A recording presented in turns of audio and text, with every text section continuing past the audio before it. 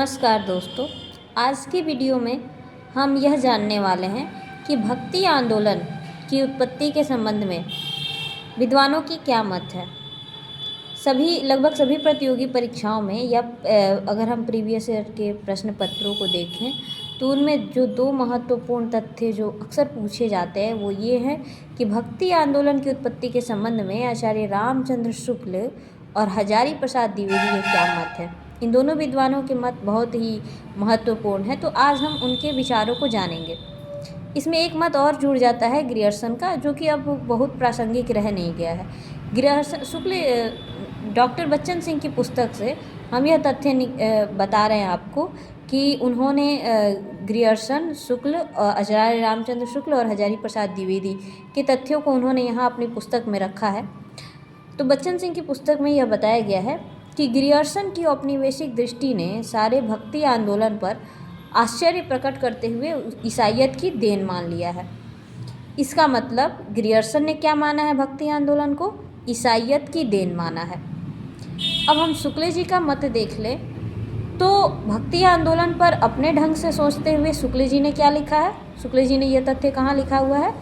हिंदी साहित्य का इतिहास जो उनकी पुस्तक है उसमें उन्होंने, शुक्ल जी ने भक्ति आंदोलन के विषय में ये बताया है कि जब मुस्लिम साम्राज्य दूर दूर तक स्थापित हो गया तब परस्पर लड़ने वाले स्वतंत्र राज्य नहीं रह गए।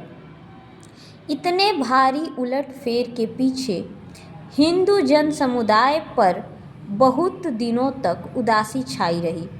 अपनी पौरुष से हताश जाति के लिए भगवान की शक्ति और करुणा की ओर ध्यान ले जाने के अतिरिक्त दूसरा मार्ग ही क्या था।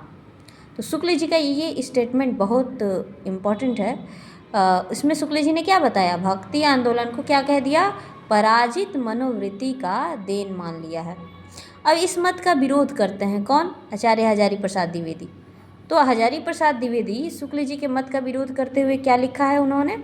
शुक्ल जी ने लिखा है, हजारी प्रसाद द्विवेदी जी ने लिखा है कि यह भी बताया गया है कि जब मुसलमान हिंदुओं पर अत्याचार करने लगे तो निराश होकर हिंदू लोग भगवान का भजन करने लगे।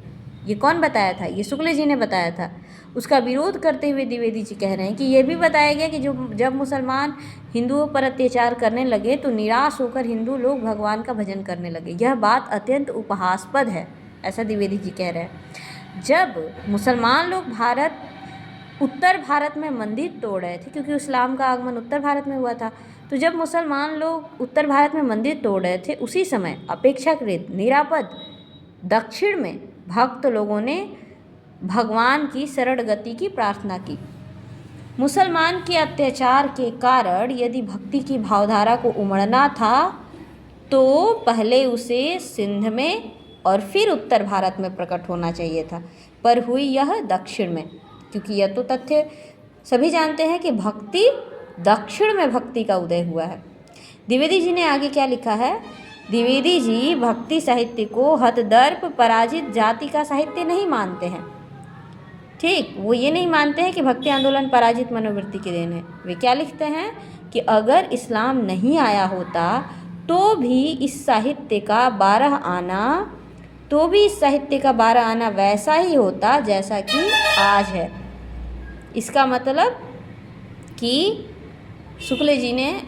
हजारी प्रसाद द्विवेदी ने भक्ति साहित्य को, भक्ति आंदोलन को इस्लामिक आक्रमण की देन नहीं माना है, बल्कि भारतीय चिंतन धारा का स्वाभाविक विकास माना है।